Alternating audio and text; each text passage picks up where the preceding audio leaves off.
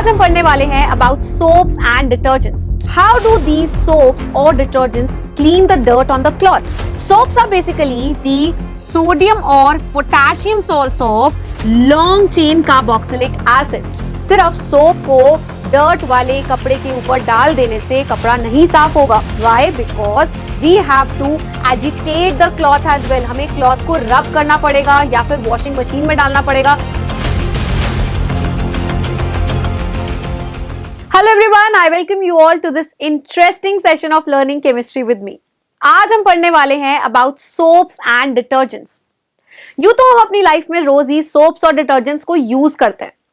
But have you ever thought कि actually में soap का मॉलिक्यूल दिखता कैसा है? और how do these soaps or detergents clean the dirt on the cloth? Well, इस सब को पढ़ने के लिए we are going to dig deeper into this topic today, which is in chapter 4 of our class 10th, that is carbon and its compounds. Now, before we start this topic, don't forget to like, share and subscribe to our channel so that you never miss an update from us and always get notified whenever we put a video on our channel. So, शुरू करते हैं अपने पहले topic के साथ, that is what are actually soaps? Soaps are basically the sodium or potassium salts of long chain carboxylic acids. And these long chain carboxylic acids are actually fatty acid students. Now what are fatty acids, ma'am? चलो देखते हैं. Fatty acids are basically the long chains of hydrocarbons जिनके end पर we have a carboxyl terminal. Now how does it look like, ma'am? चलो देखते हैं. So this is a long hydrocarbon chain which is having hydrogen and carbon in it, right? You can clearly see.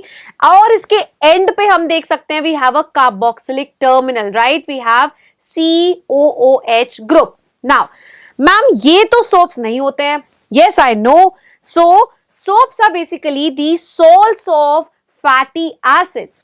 अब इस hydrogen की जगह पे if I replace it with sodium or potassium, we are going to get the sodium or potassium salt of long chain carboxylic acid, right? So this is how a soap molecule looks like, students, right? So ये है एक long hydrocarbon chain and at the end you can see that we have COO minus Na plus, right? So H की जगह पे we are having either sodium or potassium, which is going to give us sodium or potassium salt of long chain carboxylic acid. So इसी को कहते हैं students soap molecule. चलो अब थोड़ा सा डिटेल में पढ़ते हैं सोप मॉलिक्यूल के बारे में, राइट?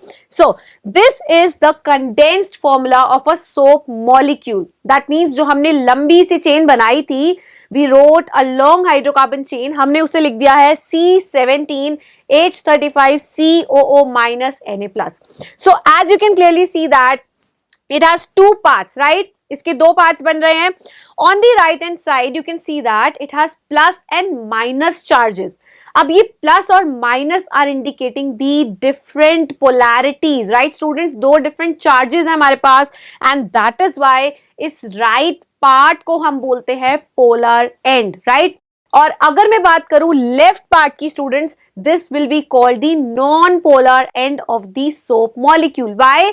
बिकॉज यहां पर सिर्फ और सिर्फ कार्बन और हाइड्रोजन है which are covalently bonded to each other, right? चलो देखते हैं अब ये कैसा दिखता है एक single soap molecule.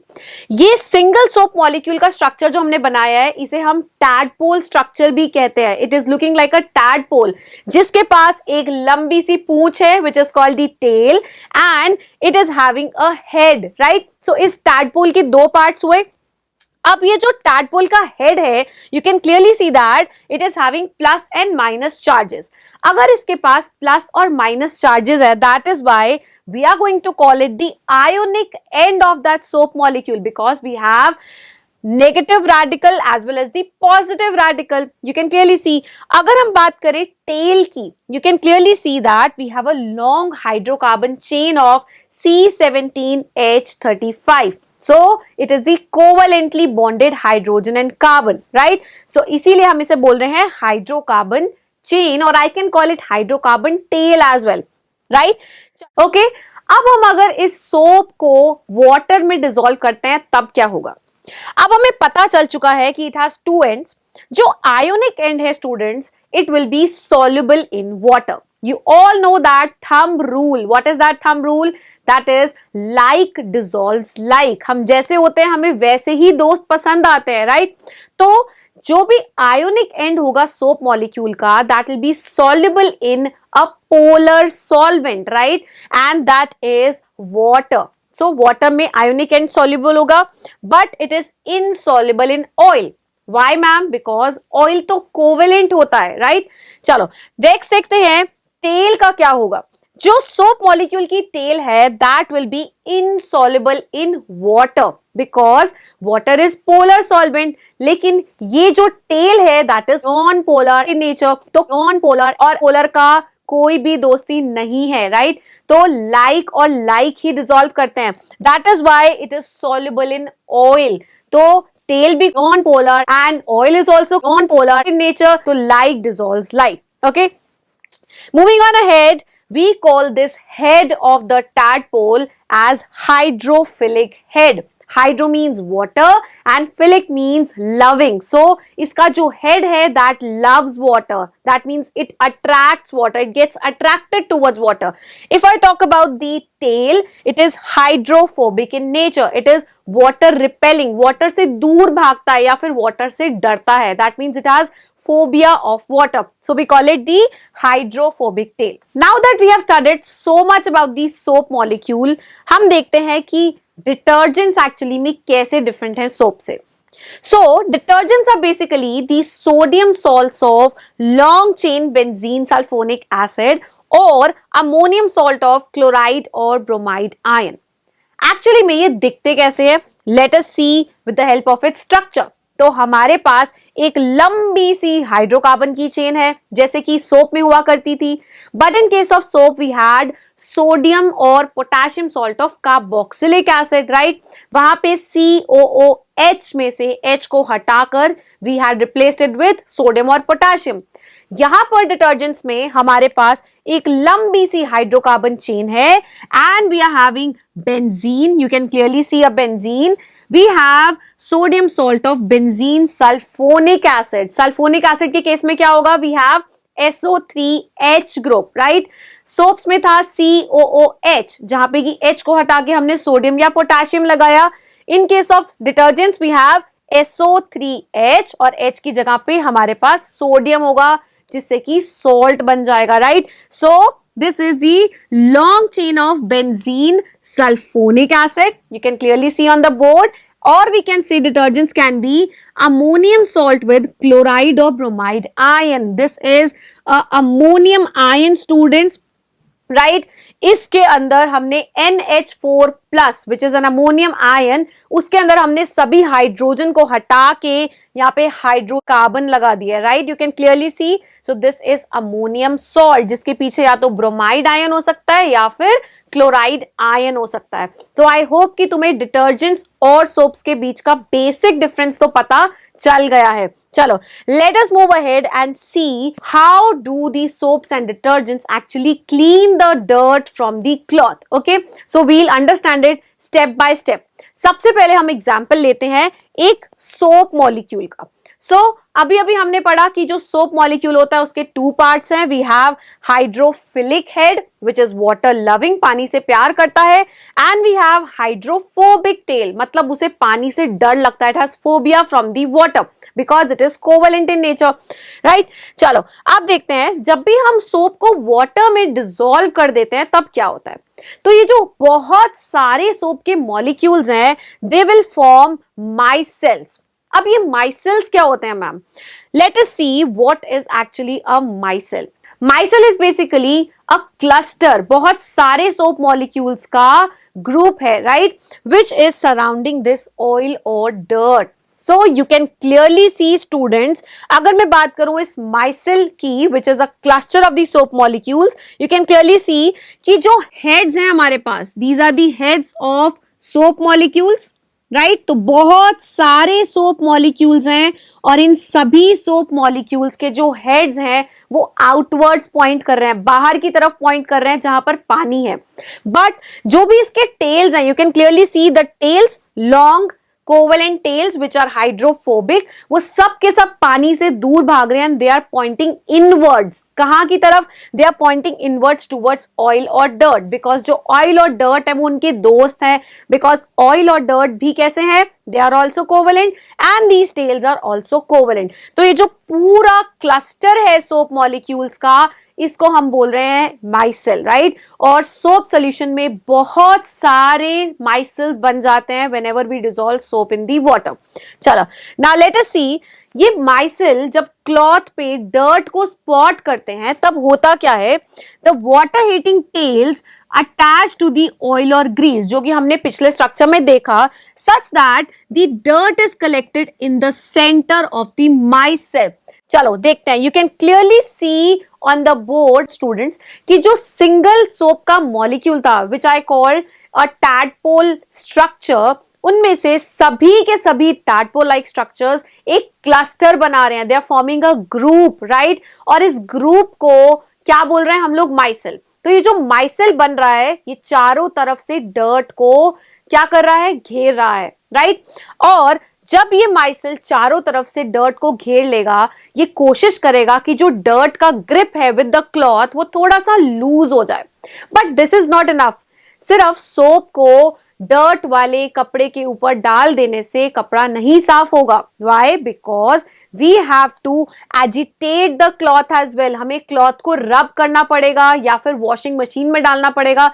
Now you can clearly see on the board students कि जो डर्ट को चारों तरफ से माइसेल्स ने घेर लिया था और हमने जब एजिटेट किया क्लॉथ को इन द वॉशिंग मशीन और by rubbing with our hands, तब क्या होगा? तब डर्ट का ग्रिप क्लॉथ से इतना ज्यादा लूज हो जाएगा कि वो मजबूर हो जाएगा माइसेल के साथ उठकर जाने के लिए। That means this micelle is compelling that dirt to get it detached from the cloth and hence it pulls it off from the cloth so that the dirt along with the micelle floats in the soap solution. Okay, so I hope कि तुम्हें clear हो गया है how the soaps and detergents clean the dirt from the cloth and this is how हमें मिलते हैं चमकते हुए कपड़े. That means एकदम clean and shiny cloths as you can see on your board. Right? Now, do you know students that detergents have much better cleansing properties than soaps? Although detergents भी बिल्कुल इसी तरह से क्लेंजिंग एक्शन दिखाते हैं but वो कपड़ों को थोड़ा ज्यादा साफ करते हैं. Now why is that so? उसे पढ़ने से पहले let us see two types of water which are present around us. That is hard and soft water. इन्हीं की वजह से it tells us about the cleansing ability of both soaps and detergents. यहीं से फर्क शुरू होता है, right? चलो देखते हैं what is the difference between hard and soft water. So the first is hard water. Hard water contains high concentration of bicarbonates, chlorides and sulfates of either calcium or magnesium. मतलब हमारे पास होगा calcium के bicarbonates और magnesium के bicarbonates and similarly we can have calcium chloride, calcium sulfate और magnesium sulfate in the hard water. In case of soft water ऐसे कोई भी dissolved ions present नहीं होते. तो अब इससे होगा क्या?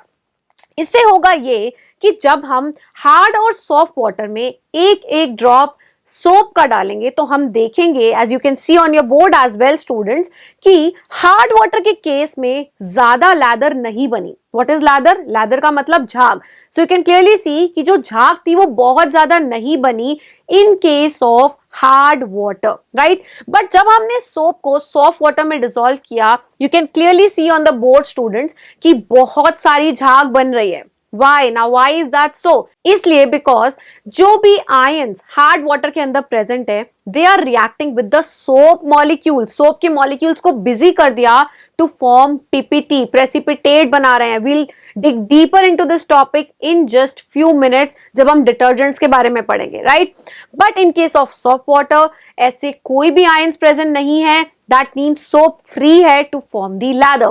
Now what are the examples of hard and soft water, ma'am? Hard water वो होता है जो कि seas से आता है या फिर river से आता है. But if I talk about soft water students, जो भी बारिश का पानी है या फिर डिस्टिल्ड वाटर है जो कि आपकी लैब में प्रेजेंट होता है, उसमें ऐसे कोई भी डिसॉल्व्ड आयंस प्रेजेंट नहीं होते हैं. चलो, now that we have understood what is hard water and what is soft water, let us see what are the advantages of detergents over the soaps. ऐसा क्या है कि हम detergents को ज्यादा प्रेफर कर रहे हैं rather than soaps, right? चलो, पहला is the detergents can be used in hard water whereas soaps cannot be used in hard water for washing. अभी अभी बताया मैंने कि क्या होगा जब भी हम सोप लेंगे, which is this soap molecule, and हम उसे हार्ड वाटर में डिसॉल्व करेंगे.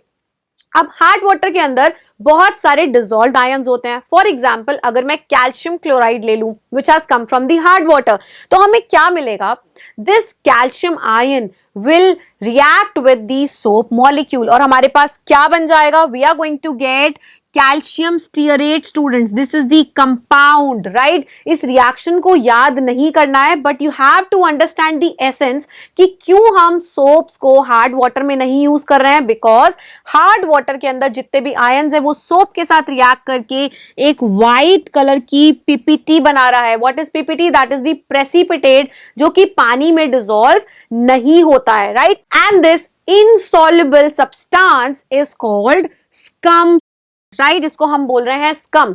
तो सारा का सारा सोप कहां बिजी हो गया? It is busy in reacting with these ions और सारा सोप वेस्ट होता जा रहा है to form the precipitate. Okay, चलो देखते हैं कि ये जो स्कम है एक्चुअली में दिखता कैसा है. हैव यू एवर ऑब्जर्व कि तुम्हारे बाथरूम के जो टब्स होते हैं या फिर वॉश बेसिन होती हैं उसके कॉर्नर्स पे व्हाइट कलर का प्रेसिपिटेट जम जाता है? That is scum only students, right? तो जो ये हार्ड वाटर है सोप के साथ मिक्स होके इनसॉल्युबल सब्सटेंस बना रहा है which you can spot in your washrooms as well. चलो नेक्स्ट मूव करते हैं कि अगर मैम सोप को सॉफ्ट वाटर में डाला तब क्या होगा? जब भी हम सोप को सॉफ्ट वाटर में डालेंगे तब ऐसे कोई भी आयंस प्रेजेंट नहीं है जो सोप को बिजी कर दे to form insoluble substances, that is scum. So that means soap की क्लेंजिंग प्रॉपर्टी सॉफ्ट वाटर में बहुत बेहतरीन तरीके से होगी, राइट? चलो आगे बढ़ते हैं और देखते हैं ऐसी कौन सी सेकेंड एडवांटेज है डिटर्जेंट्स की over soaps. So detergents can be used even in the acidic medium students, okay, but soaps को हम एसिडिक पानी में यूज नहीं कर सकते. चलो देखते हैं अब इसको डिटेल में. तो हमने डिटर्जेंट्स को डाला एसिडिक मीडियम में और सोप्स को भी डाला एसिडिक मीडियम में. जब हम सोप्स को और डिटर्जेंट्स को एसिडिक मीडियम में डालते हैं तब क्या होता है? In case of detergent students we are going to get free sulfonic acids, okay, but in case of soaps when they are dissolved in acidic water what do we get? We get free fatty acid students. अब ma'am इन दोनों में क्या फर्क है? जब free sulphonic और free fatty acids की बात करते हैं तो जो फ्री सल्फोनिक एसिड होता है that is soluble in water, मतलब वाटर में डिसॉल्व हो जाता है. But in case of soaps जो कि फ्री फैटी एसिड्स है that are insoluble in water, मतलब वो पानी में नहीं घुल रहे हैं, they are forming precipitate students. And इसी से ही पूरा फर्क पड़ता है in the cleansing ability of the detergents and the soaps. मतलब डिटर्जेंट्स को अगर हम एसिडिक वाटर में यूज करेंगे then the cleansing ability of detergents is not blocked, क्योंकि सारी चीजें तो कैसी हैं? सॉल्युबल हैं.